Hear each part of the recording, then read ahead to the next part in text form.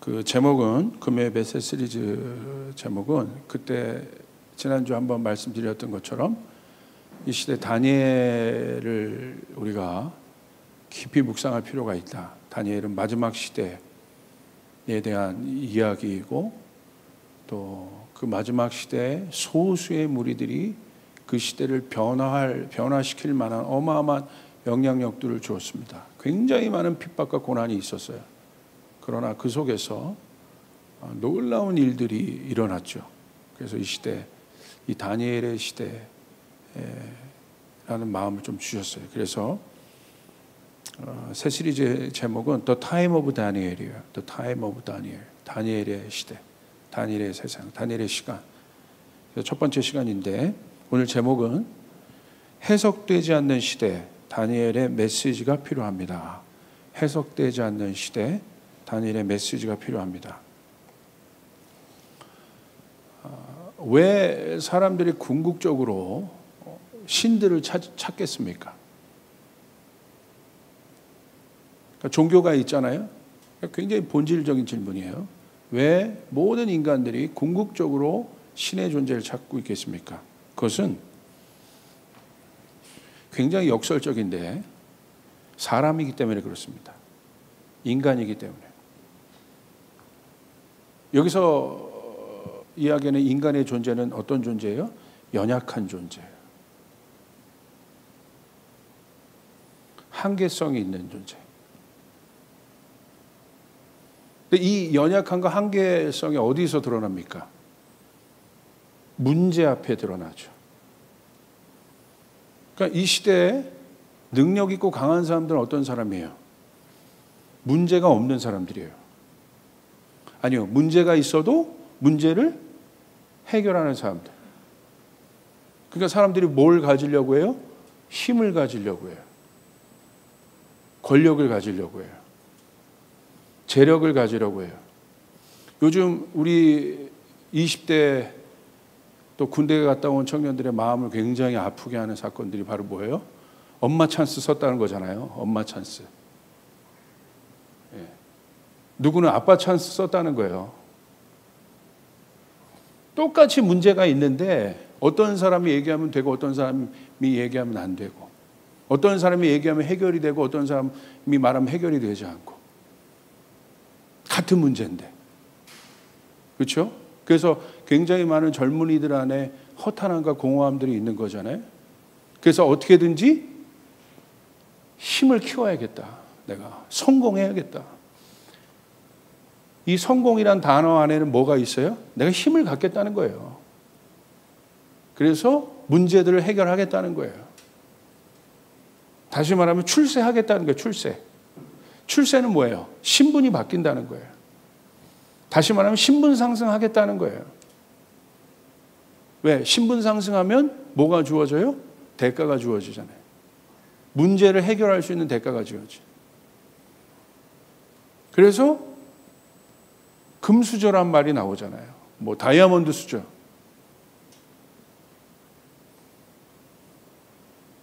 은수저. 여기에 반대되는 말이 어떤 수저예요? 흙수저. 우리 교회는 뭐가 많을까? 할렐루야. 흙수저. 예. 또 다른 말은 뭐래요? 성골, 뭐 진골, 뭐 이런 말 쓰잖아요. 이런 말들이 왜 생기겠어요? 이런 말들이 왜 나오겠어요? 그리고 어떻게든지 왜 여기 들려고 하겠습니까? 왜 성공하려고 하겠습니까? 왜 출세하고 싶어 하겠습니까? 이것 때문에 그러는 거예요. 문제. 왜 우리 청년들은 능력 있는 남편을 만나고 싶어 하겠습니까? 왜 그러겠습니까? 이것 때문에. 능력이 있는 남편을 만나면 뭔가 내 삶에 있는 많은 문제들이 해결될 것 같기 때문에. 이 문제 아니겠어요? 이 문제.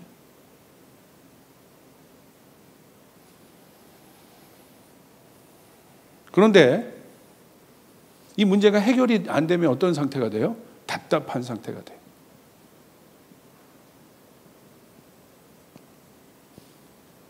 그러니까 해결이 안 된다는 건 뭐야? 안 풀렸다는 거예요. 그러니까 문제가 어떻게 해요?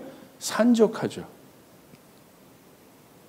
해결되는 일은 없는데 문제가 계속 쌓여가는 거예요.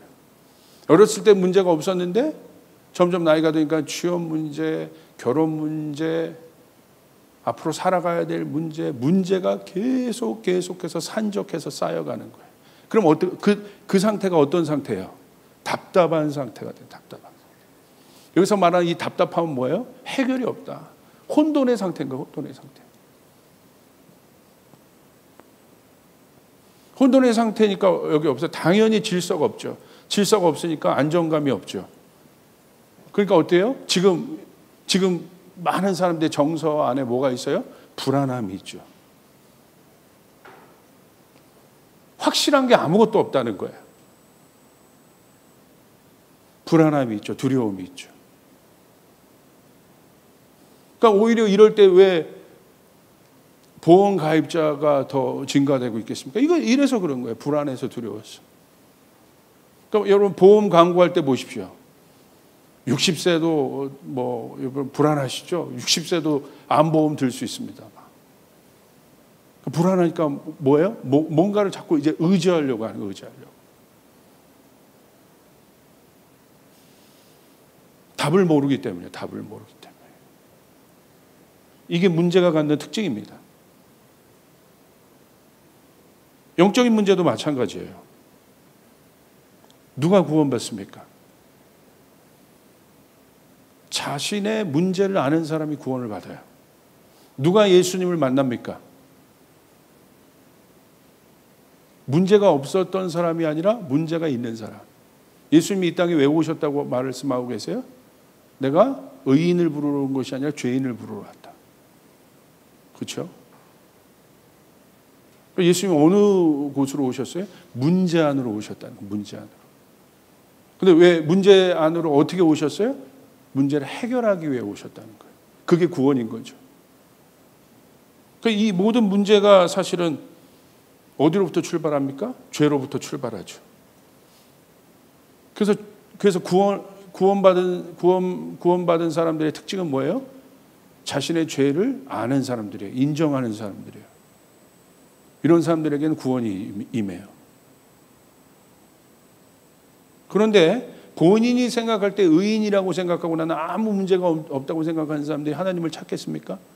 다른 힘을 찾겠습니까? 다른 힘을 찾지 않죠. 이런 사람은 전도하기가 제일 어려워요. 우리나라 여러분 생각해보세요. 우리나라 점집이 가계부채 4분의 1이 점 보는 비용으로 들어간다는 거 아세요? 어마어마한 돈이 여러분 점집으로 흘러간다는 거 아십니까? 점집이 망하지 않아요. 그 용한 점쟁이들은 더 망하지 않아요. 여러분 지금은 어떤지 모르겠지만 옛날에 일간 신문이 있을 때 점 보는 난들이 있어요. 이 점이 우리의 삶 가운데 한국 사람들의 안에 얼마나 깊이 들어와 있는지 아십니까? 심지어 옛날엔 다방이 있었는데 다방에 가보면 어른들은 아마 알겠지만 동전 딱 넣으면 툭 넣으면 거기 안에 이쑤시개도 있고 하지만 뭐가 툭 나와요. 그게 뭐예요? 오늘의 운세야. 운세. 우리나라 같은 경우는 제가 여러분에게 말씀드렸죠. 그런 점치는 샤머니즘이 굉장히 깊이 뿌리 박혀 있는 그런 나라라고. 최첨단을 달리고 있는데 여러분 점집은 늘어나고 있죠. 왜 점집을 갑니까? 문제를 해결하고 싶어서. 너무 답답한 거예요. 가정 문제, 내 자녀 문제 너무 답답한 거예요. 예능 프로에서는 키 큰 사람이랑 키 작은 사람 둘이 나와가지고 점쟁이처럼 이렇게 하면서 이렇게 보살 흉내 내면서 막 그러잖아요. 이게 막 깊이 침투해 있죠. 뭐가 문제야? 막 반말 뚝뚝 하면서. 로마서도 보십시오. 그 구원의 완성을 결국 얘기하는데 결국 그 시작을 뭘로부터 출발합니까? 문제로부터 출발하죠. 우리가 죄인이다. 죄인이라는 것을 인식하기 위해서 율법을 설명하죠. 그래서 그 율법으로는 결국 우리가 구원받을 수 없음을 얘기하고 결국 은혜로 예수 그리스도를 결국 드러내죠, 바울이. 우리가 그 문제가 있었기 때문에 구원을 받죠. 구원을 얻죠. 그러니까 모든 사람들의 마음 안에 뭐가 있어요? 이 문제를 해결하고자 하는 마음들이 있다. 오늘 우리 성도들은 어떤 문제들이 있는지 모르겠습니다. 우리 청년들은 아마 취업의 문제도 있을 수 있고 입시의 문제도 있을 수 있고 장년들은 자녀의 문제, 사업의 문제, 많은 문제들이 있을 수 있어요. 아니면 신앙의 문제도 있을 수 있고 관계의 문제, 다 문제잖아요.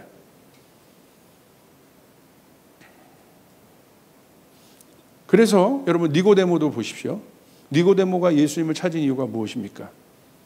문제가 있는데 답답한 거예요. 뭔가 자꾸 부족한 거야. 노력도 하고 뭐 성경도 율법도 읽는데 뭔가 답답한 거야. 해결되지 않은 뭔가가 있는 거야. 그 답답함. 이 답답함이 굉장한 스트레스를 줘요. 그 답답함의 상태가 문제가 해결되지 않은 상태라고 그랬죠. 답답하죠. 고구마 몇 개 먹은 것 같죠. 결국 예수님을 찾은 이유도 한계를 느꼈기 때문에 무엇인가 더 이상 앞으로 나갈 수 없다는 것이죠. 지금 코로나로 인하여 아마 모든 사람들 가운데 있는 마음의 답답함이 그런 걸 거예요. 나갈 수 없다는 거. 뭔가 한 발자국도 발을 띨 수가 없다는 거예요. 계획을 세울 수가 없다는 거예요. 뭔가 할 수가 없다는 거예요. 계획을 세워도 어디서 뭐가 어떻게 터질 줄 모르는데 그런 것들을 우리가 아주 그냥 그러니까 시시각각 우리가 그것을 막 피부로 느끼는 시대가 되었어요. 예전에는 그런 일들이나 그런 문제들이 참 먼 것처럼 느껴졌는데 지금은 모든 사람들이 다 그것들 느끼고 있어요. 심지어 지금 여러분 보십시오. 선진국, 후진국의 개념이 없잖아요. 다 이 문제 아래에 눌려 있잖아요.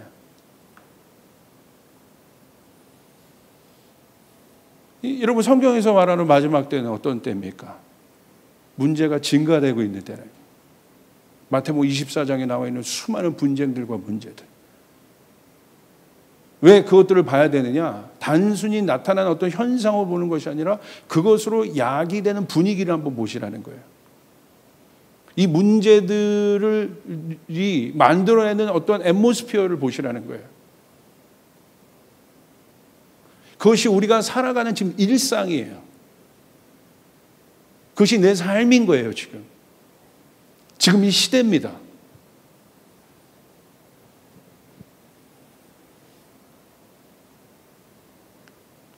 그래서 사람들은 이 문제를 해석하기 위해 노력해요. 이 해석이라는 게 중요한데, 오늘 제목처럼. 이 해석이 굉장히 중요합니다. 이 해석을 통해서 인류는 발전해 왔어요. 해석은 사물이나 행위 따위의 내용을 판단하고 이해하는 일. 어떤 문제가 있습니까? 해석은 뭐냐? 그 내용을 파악하고 이해하는 일이 해석이라는 거예요. 아, 왜 이런 일이 있지? 이런 문제가 있어 내가 답답했는데, 이 문제가 해석이 되네. 그 말은 무슨 말이에요? 이제 이해했다는 거예요. 상황 파악이 됐다는 거예요. 그러니까 지금은 어떤 시대입니까? 해석하는 사람이, 해석이 힘을 얻는 시대예요. 그러니까 요즘에 강연이 유행하는 이유가 그겁니다. 특별히 인문학 강연들이 유행하는 이유. 우리 청년들도 그쪽에 종사하는 친구들이 있지만 그 문화예술 강의들이 증가하는 이유가 그 강의에 대한 목마름이 있는 게 바로 그거예요. 답답한 거예요. 이렇게 시대는 빨리 가는데 해석은 안 되고, 그러니까 뭔가 찾으려고 하는 거죠, 본질을.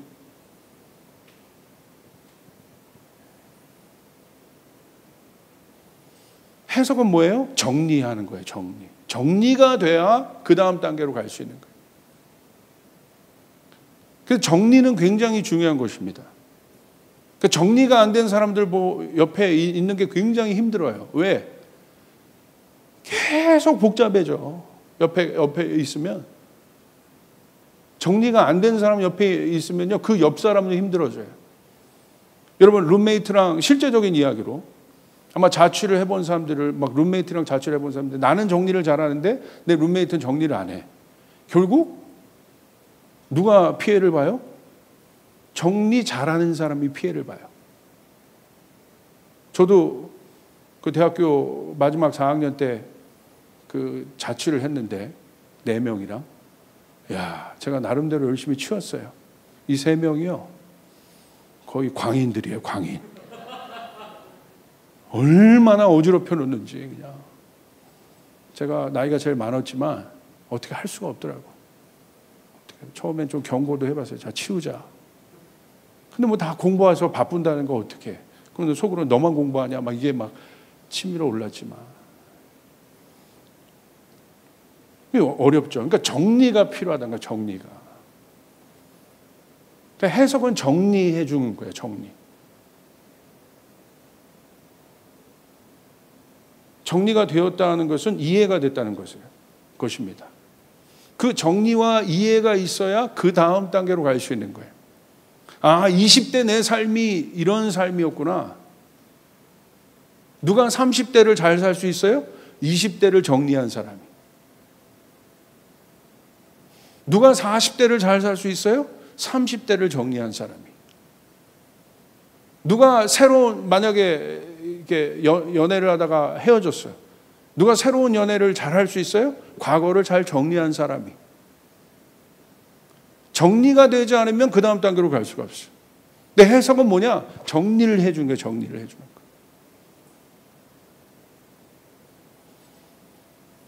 거예요. 지금 어떤 시대입니까? 이 해석이, 엄청난 해석들이 막 나오고 있는 거예요. 지금도 이 문제가 터지니까 여기저기서 모든 분야에서 해석들이 일어나잖아요. 사실 이 해석학은 수학에 관련된 학문입니다. 분석하는 거. 그게 해석학이에요. 수학의 학문이에요. 그게 해석학이에요. 그러니까 수학이 뭐예요? 모든 것을 수량화하잖아요. 계량화하잖아요. 객관화시키잖아요. 이게 해석학이에요.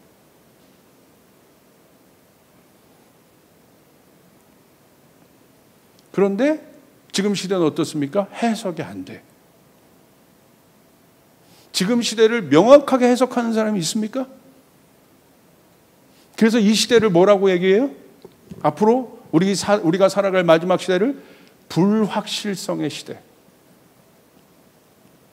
이 이야기를 많이 듣잖아요. 이 불확실성의 시대란 건 뭐예요? 해석이 되지 않는 시대. 그러니까 나가지 못하는 거예요. 그래서 사람들 안에 답답함이 있는 거예요. 이 답답함이 있으니까 뭐가 있어요? 스트레스가 올라가는 거예요. 그래서 정신적으로도 힘들고 육체적으로도 힘든 거예요, 지금. 답답해서. 사이다 먹어서 해결되는 일이 아니라는 거야.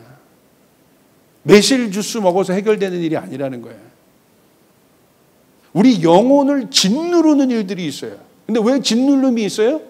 왜 우울증, 강박관념, 공황장애들이 증가해요? 이것 때문에.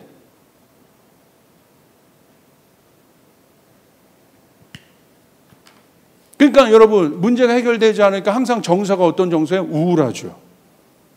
그러니까 코로나 블루라는 단어가 거기서 지금 나오고 있죠. 우울하다는 거예요, 지금. 소용없다는 거예요. 해석이 되지 않는 시대다.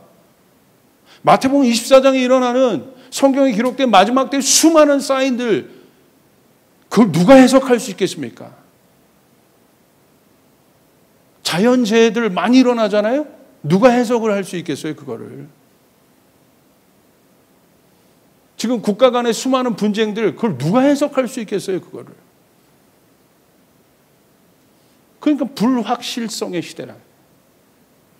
다시 말하면 해석이 되지 않는다. 정리가 안 되는 시대다. 정리가 안 되는 사람들이 증가하고 있다. 그러니까 이 정신의 아노미들이 일어나는 거예요. 혼돈들이. 이것도 저것도 뭐 답이 없는 거예요. 그런데 그때에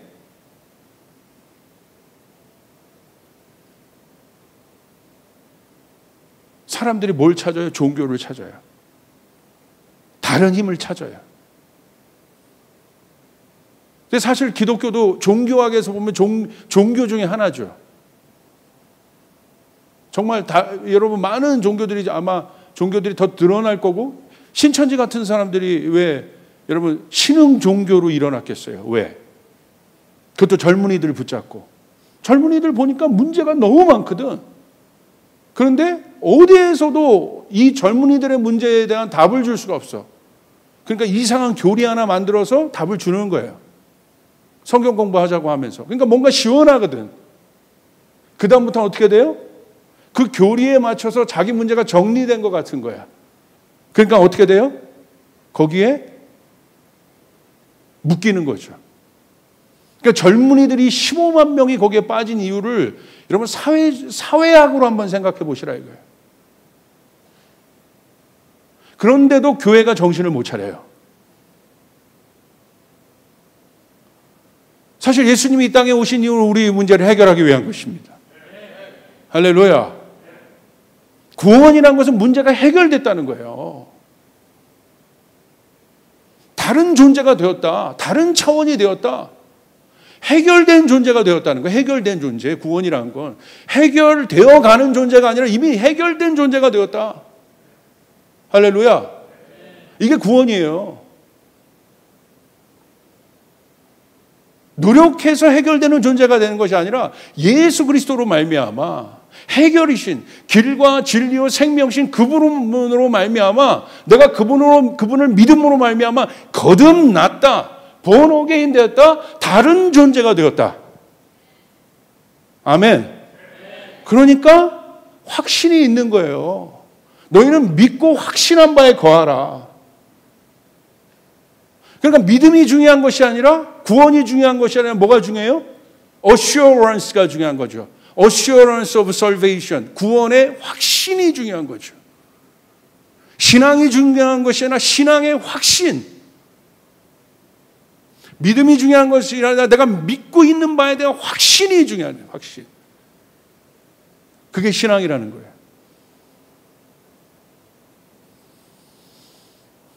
자, 그와 같이 그와 같이 해석이 안 되는 시대.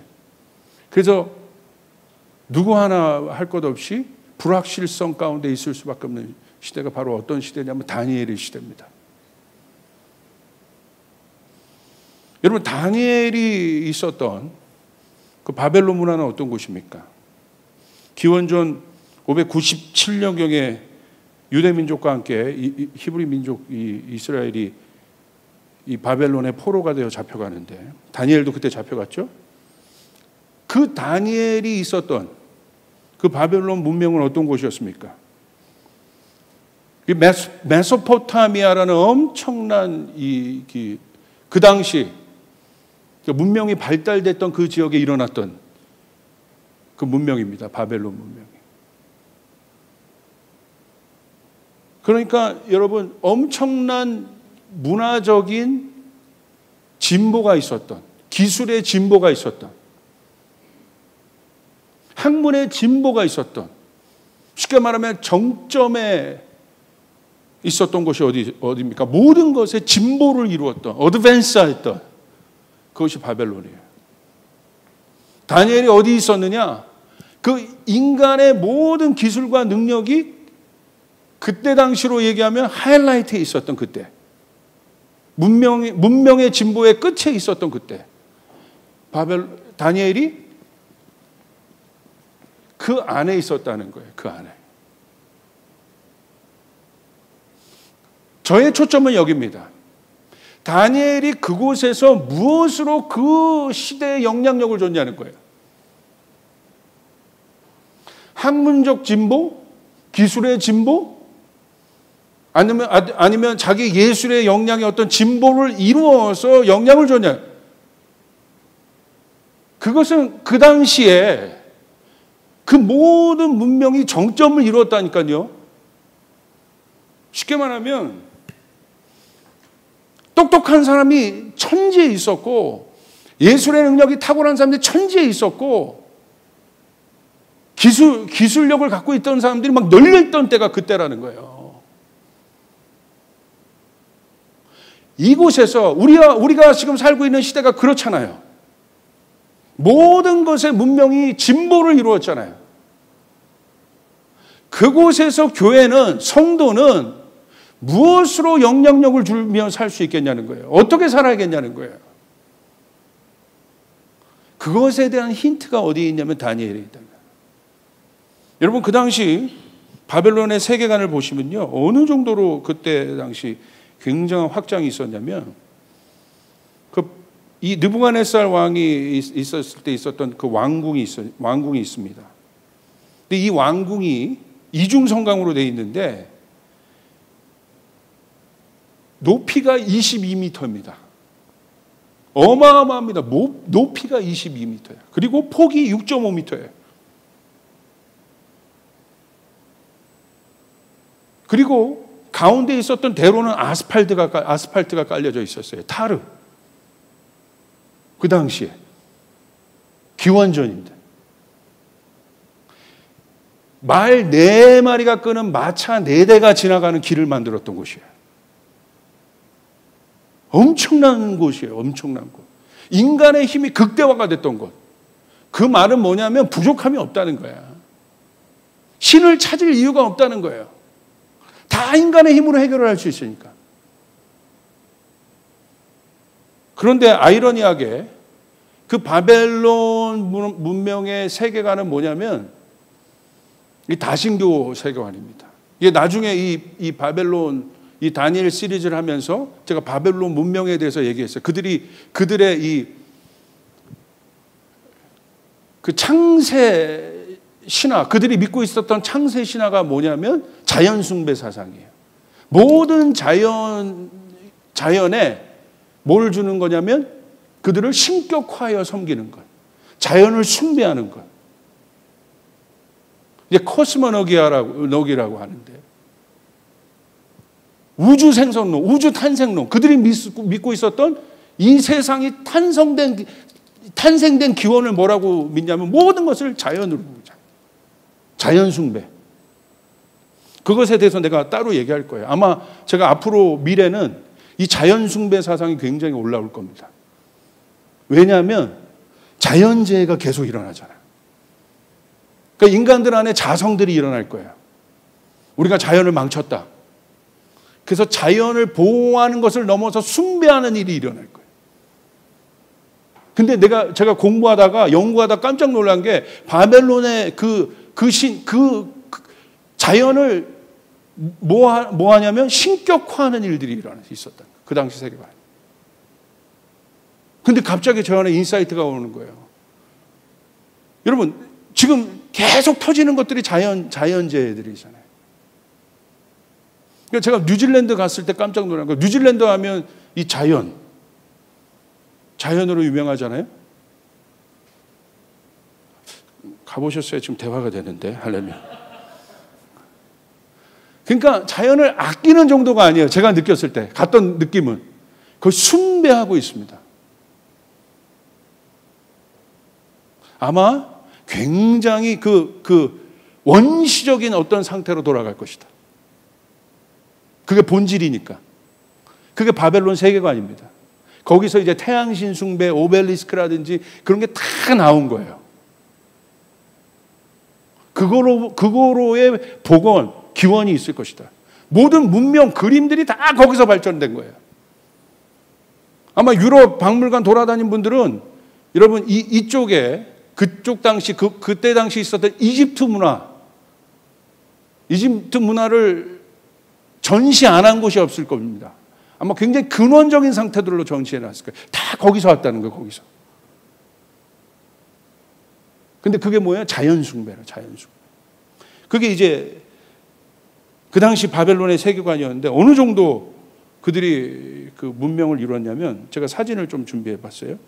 아시타르라는 여신이 있어요. 이게 아시타르 여신이 들어가는 그 사랑과 전쟁의 여신인데 그 아시타르 여신이 들어간 문이었습니다. 저 때 당시에 저 문을 한번 보십시오. 다른 그림도 한번 보여줘 보세요. 어마어마하죠? 이게 바벨론이었어요. 엄청나죠? 길 보십시오. 어마어마하죠? 거기에 다니엘이 있었다는 거예요.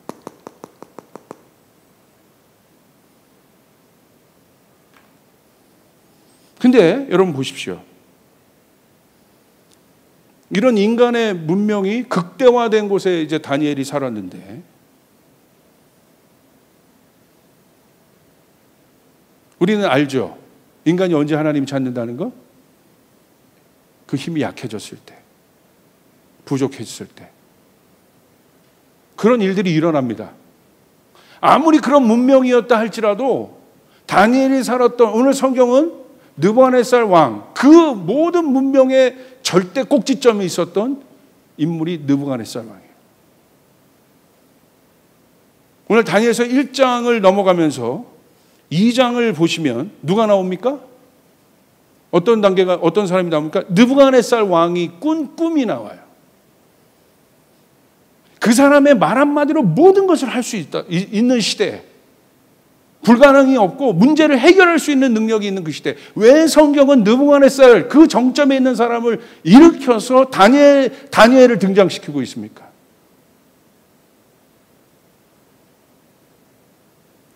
다니엘서 2장 1절부터 3절에 한번 볼까요?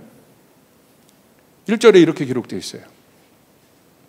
느부갓네살 왕은 갈매기살이 아닙니다. 느부갓네살. 할렐루야.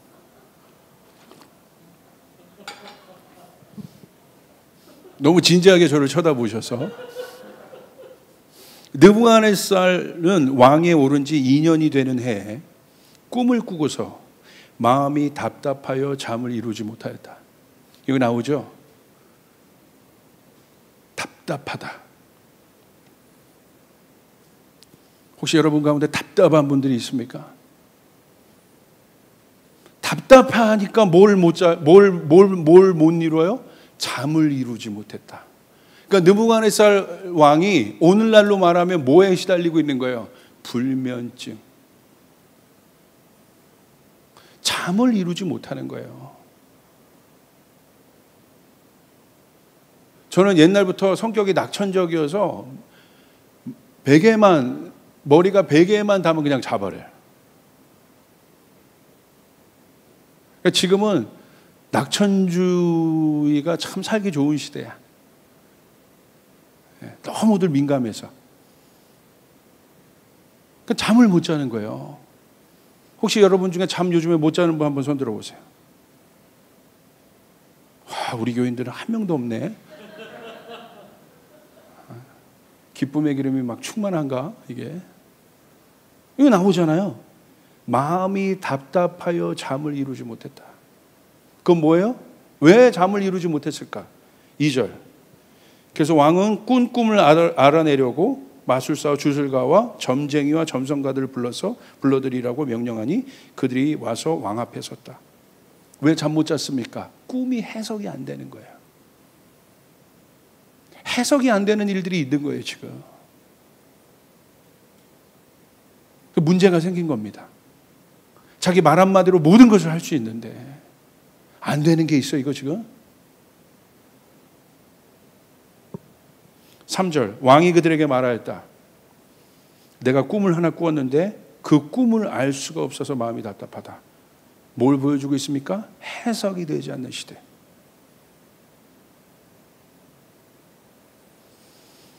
이게 본질이에요.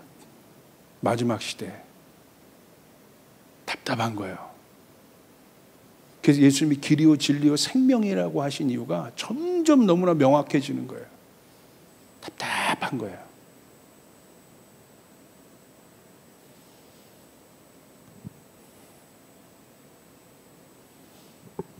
지금 어떤 시대냐? 전 이렇게 좀 명명합니다. 이슈가 증가하는 시대.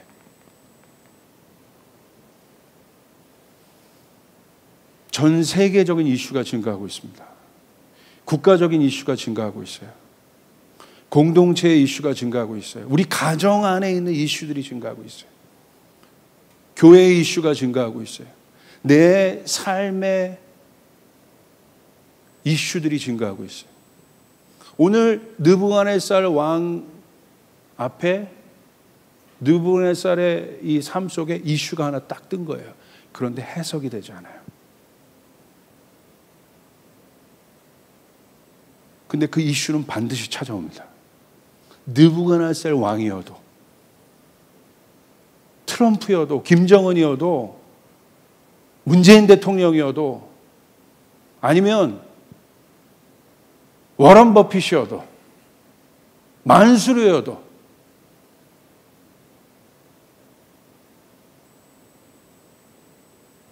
우리가 존경하는 어떤 성직자여도 반드시 이슈가 찾아와요.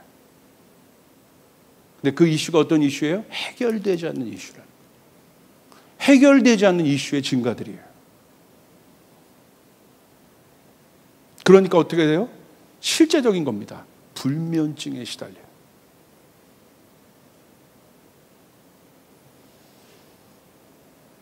저는 오늘날의 교회가 불면증에 시달리고 있다고 봐요. 이슈가 계속 터지잖아요. 답답하잖아요. 잠 못 자는 거예요. 이 잠 못 자게 하면 우리는 이제 알죠. 잠 못 자면 뭐 하겠어요?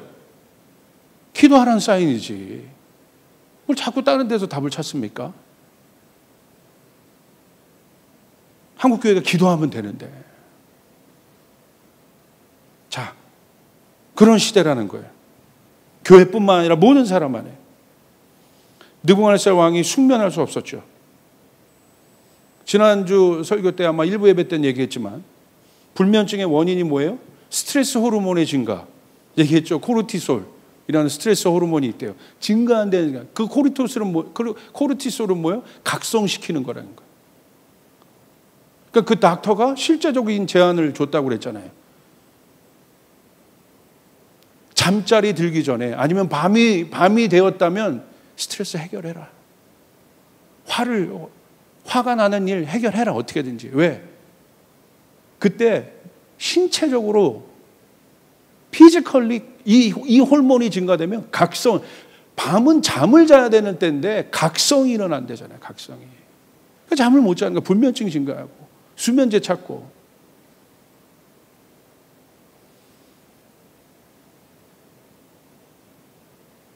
그러니까 주님이 사랑하는 자에게 잠을 주신단 말이 무슨 말인지 그렇게 알겠어요. 그건 어떤 상태예요? 평강이 있다는 거예요. 평강이. 문제가 있어도 어떻게 샬롬이 있을 수 있을까? 문제를 해결하는 분을 믿고 있다는 거예요. 할렐루야. 할렐루야. 이 시대 우리에게 가장 필요한 것은 그 코르티솔이라는 것을 밤이 되면 안 나오게 할 수 있는 평강이 진짜 필요한 거예요. 그러니까 누워서 정말 잠을 자도 숙면할 수 있는 그 평강이 필요한 것이에요. 내가 하나님의 평강이 있는데 잠을 못 자요? 문제가 있다는 거예요.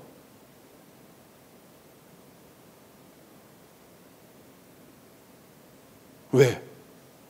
이제 이 시대가 좀 해석이 됩니까? 불확실성으로 가득 차 있기 때문에. 예배 드리면서 잠 잘 자는 분 많아요. 그럴 때 막 이 각성이 나와야 되는데 그때 막 자고 그러면 안 되겠죠? 그래서 평안이 필요한 거예요. 평안. 평안하십니까? 샬롬. 우리 옆 사람에게 한번 샬롬 해보세요. 샬롬, 샬롬, 샬롬. 이 샬롬은 어떤 것인 줄 알잖아요. 제가 우리 교인들에게 많이 설교했잖아요. 강력한 평강의 왕에 의한 통치. 그 평강의 왕에 대한 신뢰. 백성들이 그 왕을 절대적으로 신뢰하는 거예요. 그게 평강이에요. 내가 만든 평강이 아니라 살렘의 왕 예수 그리스도 그분에게 오는 거죠. 그러니까 느부갓네살 왕도 해결이 안 되는 거예요. 해석이 안 되는 것이에요.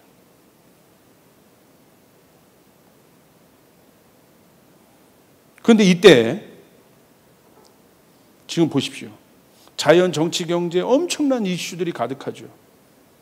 우리 인생들도 마찬가지입니다. 해석할 수 없는 이슈가 발생되는 이유는 내 문제도 그렇지만 이 시대가 그래요, 여러분. 우리 청년들 특별히 여러분의 문제 아닙니다. 자꾸 여러분의 문제라고 이렇게 막 여러분을 이렇게 책망하지 마세요. 나는 취업도 안 되고 뭐도 아니, 이 시대가 그래.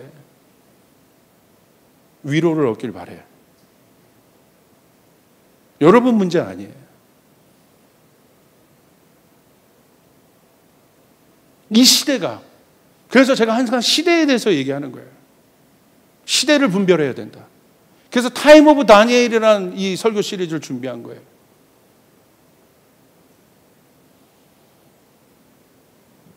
그런데 다니엘은 결국 느부갓네살 왕의 문제를 해석합니다. 할렐루야. 그래서 느부갓네살 왕에게 평강을 줘요. 그리고 그 평강을 찾은 느부갓네살 왕이 다니엘의 하나님을 인정합니다.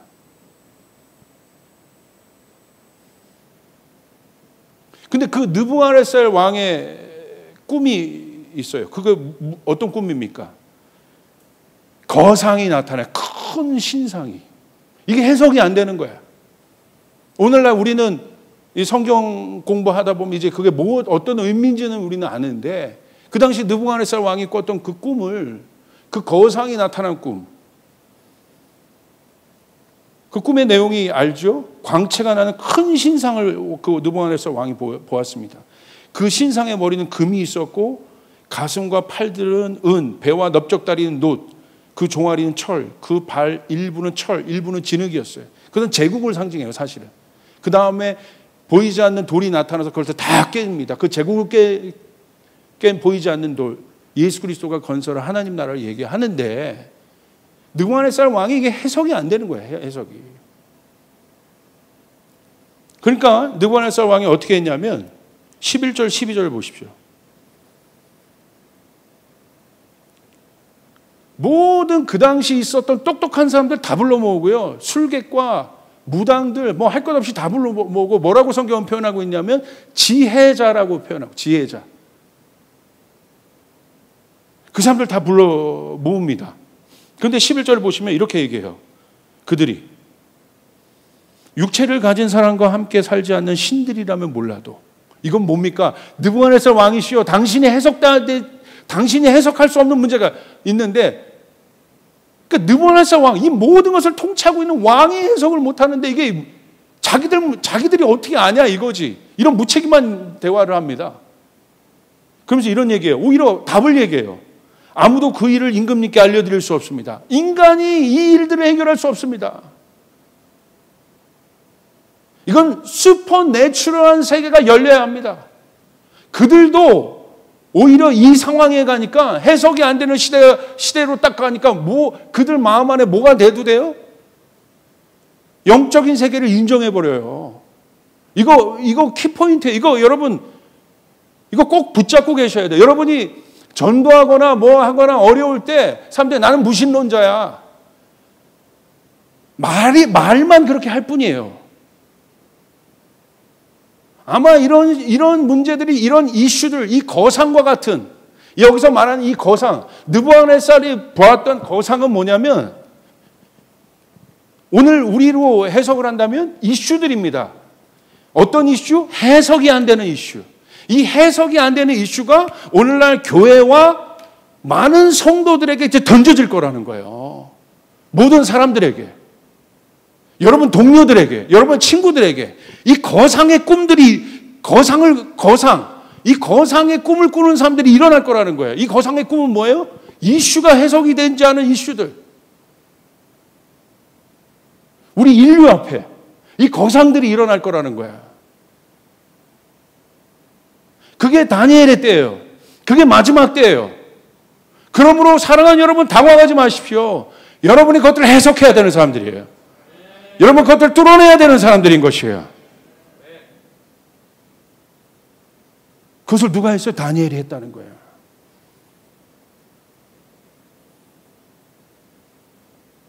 그러니까 여러분 12절에 보십시오. 이 말을 듣자 왕은 성이 나서 크게 화를 내며 바벨론의 지혜자를 모두 죽이라는 명령을 내렸다. 여기 되게 중요한데요.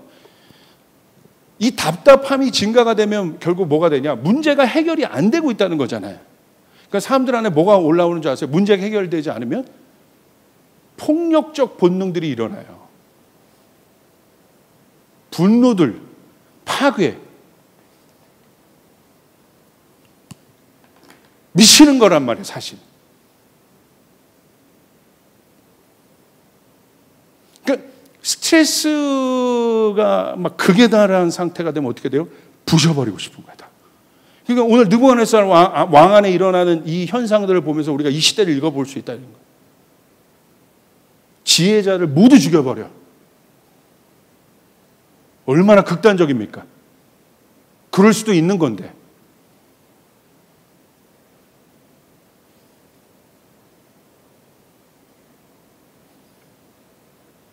그래서 지금 보십시오. 미국 같은 데서도 어떤 문제가 터지면 그게 어디로 가요? 항상 폭동으로 가잖아요. 왜 그렇습니까? 그겁니다. 이슈가 발화점이 됐을 뿐이에요. 그들 안에 있었던 모든 스트레스가 계속 쌓여 있다가 이슈가 발화점이 돼서 그냥 결국 뭘로 터져요? 폭동으로 터지는 거예요.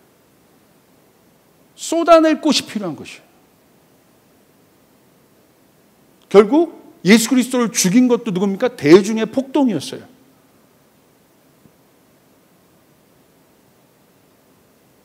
예수 그리스도의 마지막 모습이 우리들의 모습일 수 있어요.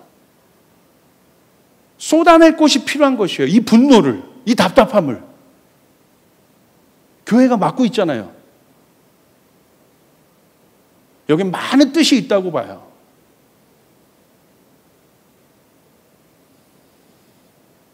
자, 보십시오. 마지막으로 갑시다. 다니엘의 메시지. 결국 다니엘이 어떻게 합니까?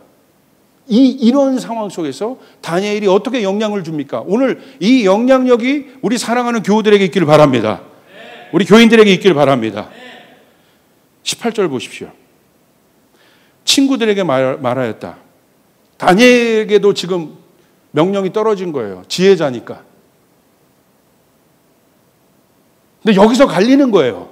진짜와 가짜가.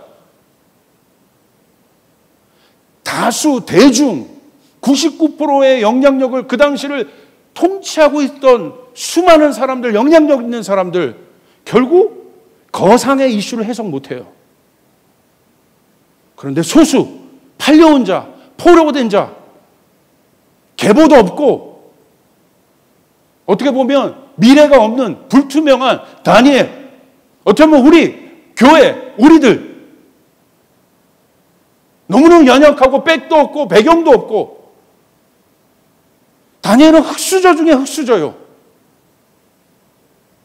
그와 같은 다니엘 에게도 똑같이 이 이슈에 대한 해석이 주어집니다. 여러분, 사랑하는 여러분, 우리가 똑같이 반응하면 안 되는 거예요. 이 거상에 대한 이슈들을 세상 사람들과 똑같이 사회적으로, 사회학적으로, 정치학적으로, 경제학적으로 해석해야 돼요. 물론 그러나 우리는 다른 해석들을 해야 돼. 그 해석으로는 한계가 있다. 이 답답함을 뚫어내지 못한다. 정리할 수 없다. 오늘 다니엘을 보십시오. 어떻게 합니까? 다니엘이 똑같이 너희와 나는 다른 바벨론의 지혜자들과 함께 죽지 않도록 하늘의 하나님이 긍휼을 베풀어 주셨어요. 이 비밀을 알게 해 주시길 간구하자. 할렐루야. 누구에게 나갔습니까? 그들이 믿고 있는 바 하나님, 그들이 갖고 있던 신의식. 자, 보세요. 이게 왜 중요하냐? 바벨론의 이 다신교족, 여러분 수많은 신들이 있다니까. 300개가 넘는 신들이 있어요. 해석이 안 되다 다 가짜란 말이야. 나중에 느부갓네살 왕이 다니엘의 신을 칭찬하잖아요. 여기에 엄청난 인사이트가 있단 말이에요, 여러분. 교회가 던져줘요. 그래서 오늘 여러분에게 말씀드리는 것은 해석이 아니라 메시지가 필요하단 말이에요. 할렐루야. 해석은 한계가 있다. 분석과 해석은 한계가 있어요. 메시지가 필요해요. 메시지는 영입니다. 오늘 다니엘이 메시지를 받은 거예요.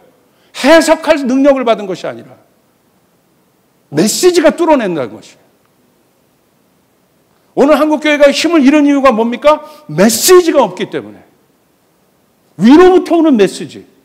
시대를 통과할 만한 하나님의 말씀이 살아있고 운동력이 있어 페네트레이트 한다는 거야. 뚫어버린다는 거예요. 이 시대의 문제를 뚫어버릴 만한, 골수를 찔러 쪼갤 만한 하나님의 그 양날섬 검과 같은 메시지가 필요하단 말이에요. 아멘? 여기 같은 목사의 책임이죠. 인본주의적인 사람 귀에 달콤한 메시지만 하다가 이 어려움을 당하는 것입니다. 제가 보는 감동, 우리 성도들, 여러분의 현장에서, 여러분 현장의 모든 답답함들, 여러분 주변에 있는 동료들, 이 시대의 답답함들을, 스트레스, 이 모든 걸 뚫어낼 만한 메시지가 여러분 가운데 있다는 사실을 믿으시길 바랍니다. 아멘? 그래서 여러분 말씀 읽는 것도 바로 그겁니다. 성경 해석하라는 게 아니에요. 오늘 다니엘이 뭐라고 해요? 하늘에 하나님이 긍휼을 베풀어 주시길 기도하자. 하나님이 알려주셔야 한다. 하나님이 알려주시도록 기도하자. 내 인생의 문제 하나님이 알려주시도록 기도하자. 아멘. 내 가정의 문제 하나님이 알려주시기를 기도하자. 그러니까 여러분 교회 오고 안 오고의 문제가 아니란 말입니다. 온라인으로 예배하고 안 하고의 문제가 아니란 말입니다. 여러분이 하나님의 말씀을 볼 때 기도하셔야 되는 거예요. 하나님 알려주십시오. 지혜와 계시형을 나에게 부어주십시오. 이 거대한 신상을 해석할 수 있는, 이 이슈를 해석할 수 있는 그 해석의 능력이 나에게 임하게 도와주시옵소서. 내 가정의 문제를 뚫을 수 있는 메시지를 나에게 주시옵소서. 그렇기 때문에 교회에서 제일 중요한 건 뭐예요? 메시지죠. 비저너리가 메시지를 선포하는 거예요. 하나님의 뜻이 여기 있다. 모세가 메시지를 선포하는 거예요. 우린 가나안으로 가야 한다. 그 메시지에 정렬하는 것이에요. 그렇게 될 때 그것이 영이 되는 것이에요. 정리가 되는 것이에요. 모든 어려움을 뚫고 이겨나갈 수 있는 것이에요. 메시지. 메시지가 살아있느냐 아니느냐. 나에게 메시지가 있느냐 없느냐. 그겁니다. 그 메시지가 영이 됩니다.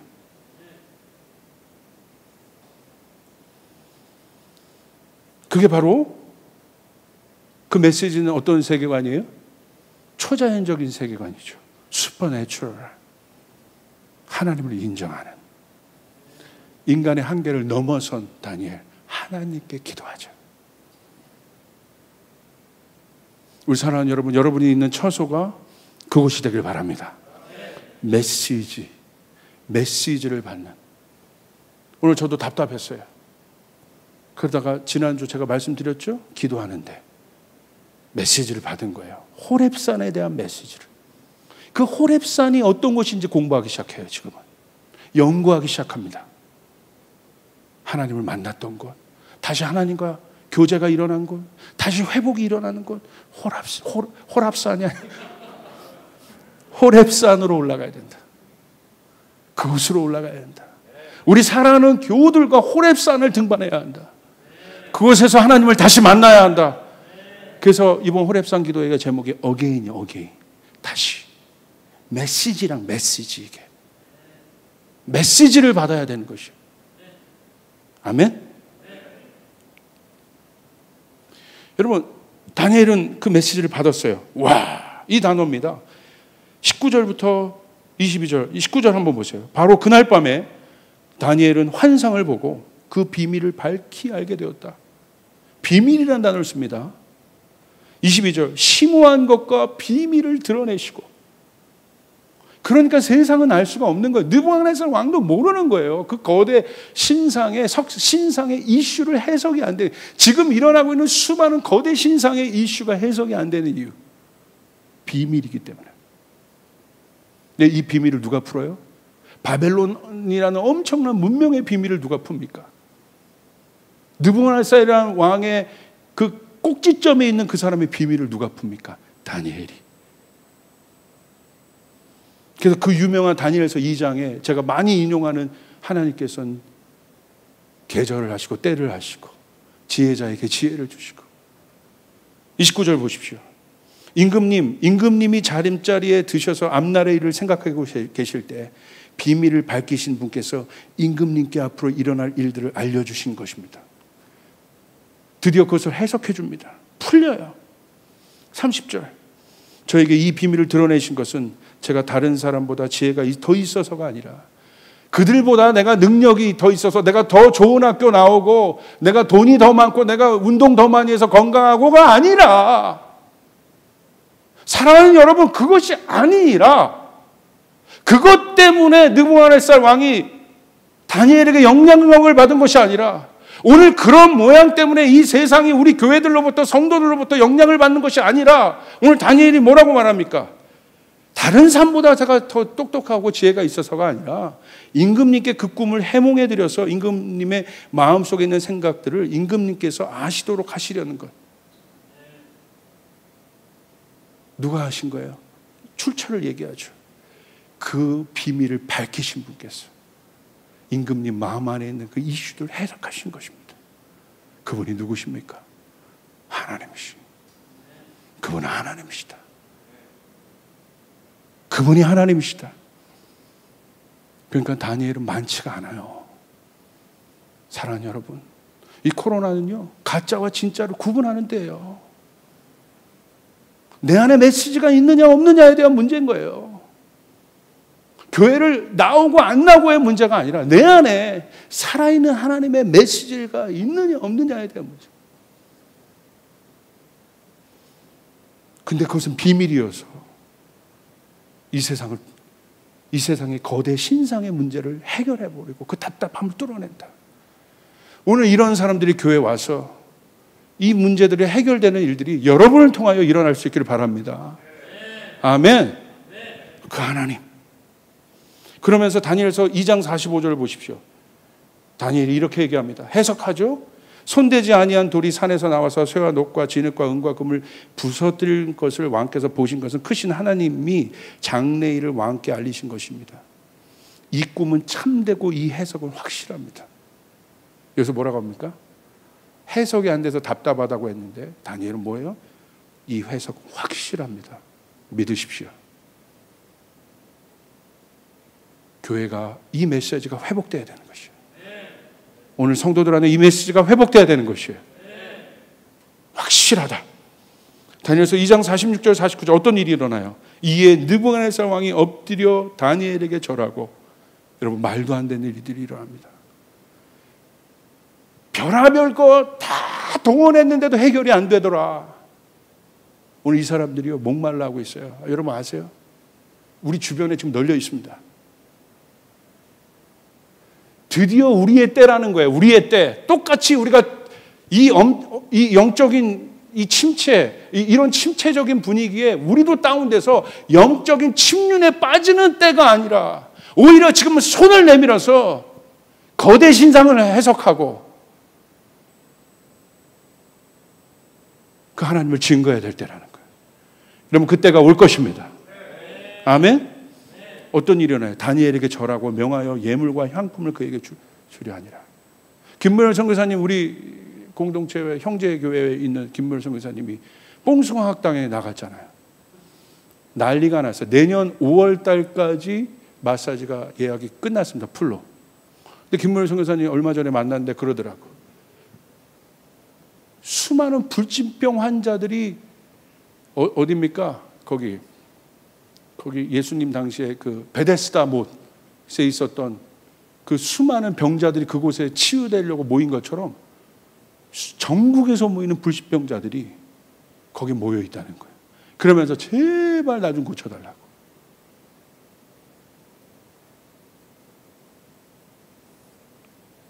이 일들이 일어나야 돼. 우리 안에 위로부터 오는 능력, 우리는 그 능력이 어디로부터 오는지 알잖아요.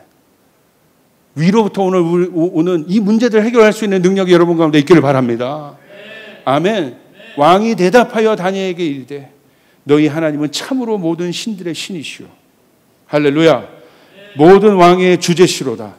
내가 능히 이 은밀한 것을 나타내었으니, 이 비밀을 네가 이제 풀어냈으니 내 하나님은 또 은밀한 것을 나타내신 이시로다. 그 하나님은 어떤 하나님이냐?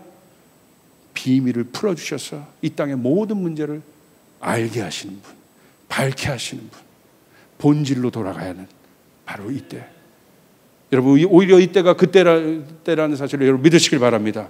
그럼 여러분이 처한 그 처소가, 여러분이 걸어다닌 그곳이, 여러분이 말씀을 보는 그곳이 전철 아니어던, 아니면 여러분 운전을 하다가 하나님의 말씀을 듣던, 아니면 설거지를 하다가도 하나님의 말씀을 듣던, 아니면 여러분의 동료들과 시간을 분배해서 하나님의 말씀을 읽건, 여러분을 축복하는 것은 이 하나님의 말씀, 이 은밀한 것들을 풀어내는 하나님의 계시가 여러분 가운데 임하기를 바랍니다. 아멘. 이게 다니엘이에요.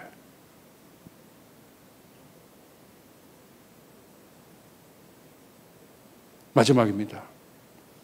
그것을 받았다면 이제 우리는 실제적으로 랭귀지를 준비해야 돼요. 이 랭귀지가 중요해요. 이 랭귀지만 1시간 강의해야 돼. 아무리 우리가 이것을 받았다 할지라도 다니엘이 그 당시 언어로 이 랭귀지를 써서 해석할 수 있었어요. 그러니까 여러분, 이 세상의 언어를 배우는 것이 필요해요. 지금 답답한 건 뭡니까?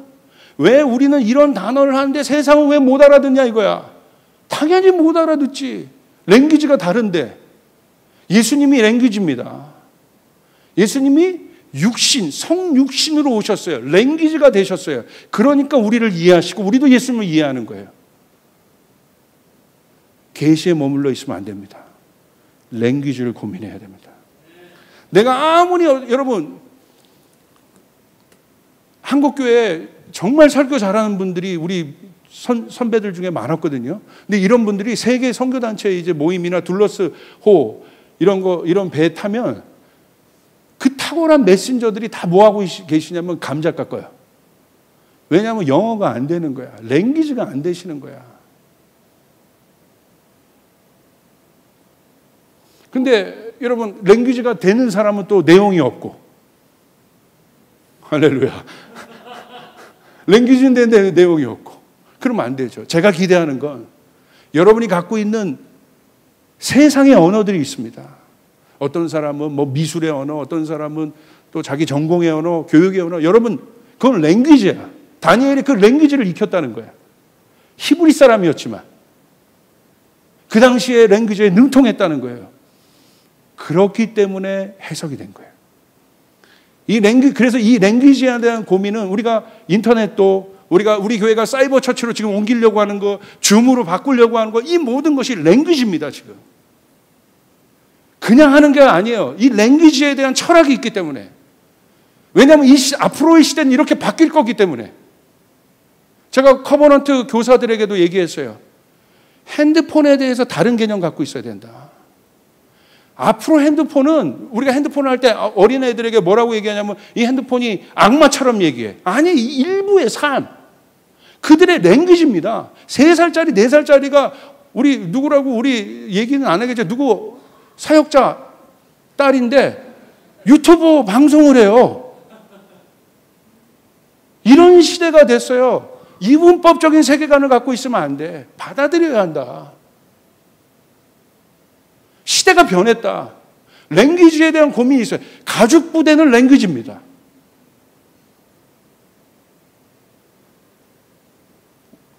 우리 모두에게 위로부터 오는 지혜를 하나님께서 주시고 해석할 능력을 주실 뿐만 아니라 그것을 이 세대에 영향력 있는 해석이 있을 수 있는 랭귀지가 우리 가운데 주어지길 바랍니다. 아멘. 하늘과 땅이죠. 랭귀지에 대한 고민. 저도 젊은이들한테 갈 때 10대들 설교할 때는 10대 랭귀지로 합니다. 옷도 랭귀지인 거예요. 노력인 거죠. 10대들한테 가서 야, 너희가 돈이 없지 간지가 없냐 막 이런 얘기하면 애들 막 좋아요. 근데 우리가 하나님 앞에 올바른 애티튜드와 막 이런 얘기하면 막 자요 다. 그래도 지금은 10대에 가는 게 어려워요. 랭귀지가 안 맞아. 그러니까 이제 젊은 사역자들이 가야 돼. 이제 심웅보 전사님, 임상원 전사도 이제 안 맞아. 10대가 내가 봤을 때. 저는 이제 어른들이 잘 맞아. 어른들 랭귀지가 이제 맞아요, 삶에. 우리 청년들에게도 너무 잘 맞고요. 할렐루야. 그러니까 제가 인스타그램 하는 것도 뭐예요? 랭귀지를 입어보려고 하는 거야. 랭귀지를 입어보려고 할 때 어떻게 해요? 겸손이 생겨요. 그 사람을 이해하는 마음이 생겨요. 독단적이지 않았어요, 예수 그리스도가. 그게 사랑이에요. 이런 이 두 가지를 다 갖고 있어야 합니다. 타임 오브 다니엘. 우리 예배팀이 10대에게 랭귀지 주려면 10대의 장르들을 공부해야 되는 거야. 계시가 있습니까? 그것을 가지고 랭귀지가 필요하다. 오늘 우리에게 이 일들이 필요하길 바랍니다. 여러분 모두에게 이 능력이 주어지길 바랍니다. 우리 교회가 그 교회가 되길 바랍니다. 우리 교회는 세상 속에 있습니다. 여러분 세상 속에 있습니다.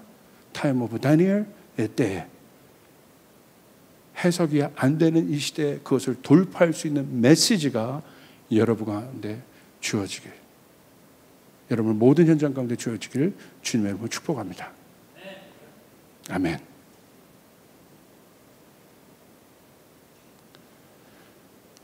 끝난 건가요? 할렐루야. 예, 우리 기도합시다.